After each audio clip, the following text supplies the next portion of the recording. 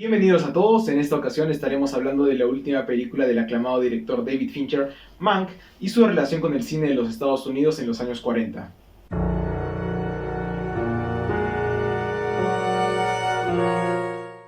El cine de los 40 giró en torno a las películas bélicas, especialmente contra el nazismo debido al contexto bélico que sucedía en el momento.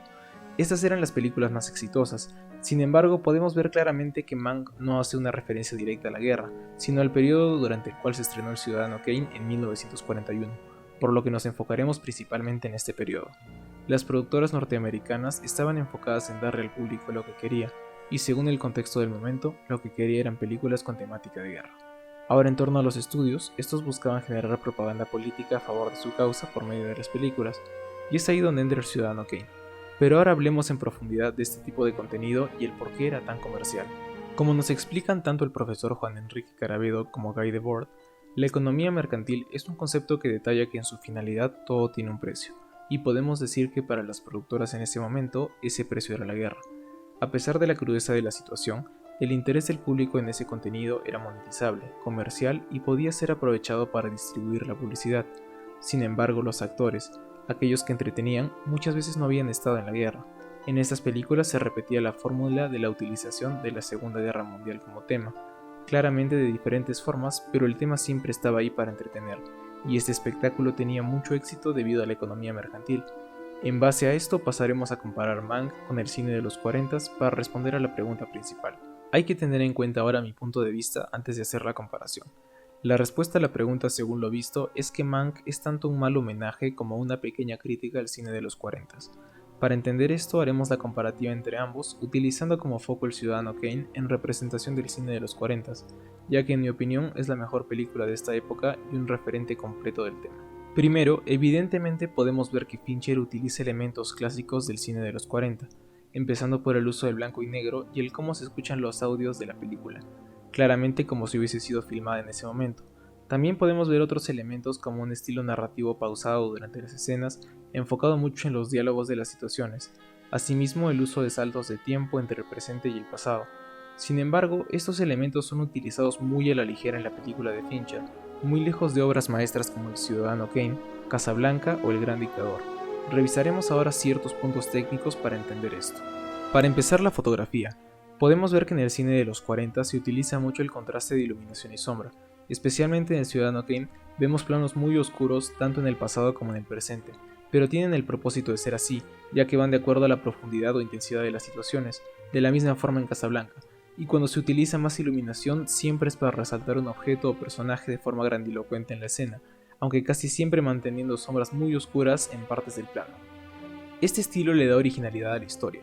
La luz va acorde a la narrativa y transmite la fuerza de los sentimientos en cada escena, mientras que en Mank, aunque también se utilizan contrastes, la mayoría de las veces no son tan intensos, varían entre colores grises y no hay el mismo contraste.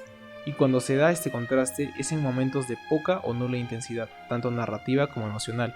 Los momentos climáticos de la cinta tienen una iluminación en la que nada resalta, y para ser claros, la fotografía no está mal en estas escenas, simplemente que no transmite la emoción y fuerza que sí transmiten las películas de los 40, por lo que falla en homenajearla en ese sentido. Por otro lado vemos la dirección, la puesta en cámara y el diseño de arte o diseño de producción.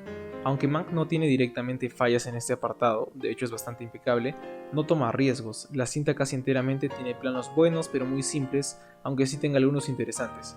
La mayoría son de muchas formas aburridos en comparación al cine de los 40, en esa época no se tenía la misma tecnología y aún así podemos ver un estilo de dirección mucho más original y creativo, con más movimientos de cámara, seguimientos a los personajes, planos sumamente cerrados y una puesta en cámara que en muchos momentos es alucinante, con planos que sorprenden y te dejan sin aliento hasta el día de hoy. El Ciudadano Kane es un gran ejemplo de esta situación, mientras que Fincher, teniendo la tecnología actual, se limitó mucho en sus planos, por lo que en mi opinión falla en homenajear al cine de los 40 por darle a su película un estilo más refinado. El último punto en el que considero falla la cinta de Mank al homenajear al cine de los 40 es en los diálogos y las actuaciones. El cine de los 40 se caracteriza por tener muchos diálogos que, aunque no tienen propósito narrativo directo, son siempre interesantes e inmersivos en gran parte gracias a las actuaciones, que siempre son intensas a pesar de que el momento no lo sea, lo que le da mucha personalidad a cada personaje y a la cinta en general. Esto lo vemos claramente en El Ciudadano Kane. Mientras que en Mank, aunque de nuevo las actuaciones y diálogos son impecables, Fincher eligió un estilo mucho más sobrio y controlado, mucho más al estilo de películas contemporáneas, por lo que también falla al homenajear esto. Para terminar, conectaremos el contexto y la situación del cine de los años 40 con Mank, y la razón por la cual creo que sí contiene una pequeña crítica a este. Podemos ver claramente que Mank critica mucho a las productoras y a la política del momento. Mank gira en torno a la creación de un guión lleno de política que eventualmente conduciría a la guerra, y tal como lo habíamos mencionado, este tema, por la economía mercantil, se comercializaba mucho en la época. El subtexto de Mank critica la política del momento, y el cómo este evento bélico no causaba más en las productoras de cine que una ambición por monetizar dicho contenido de cualquier forma posible. De la misma forma, Mank critica a las productoras y a aquellos influyentes detrás de ellas, quienes controlaban mucho el contenido de acuerdo a su conveniencia, manteniendo bajo control a los actores siempre que era posible. Mank toca estos temas durante la cinta, sin embargo no está completamente enfocada en estos. Ahora ya respondimos la pregunta, ¿es Mank un homenaje o una crítica al cine de los años 40 en Estados Unidos? Y como hemos visto es de alguna forma ambas.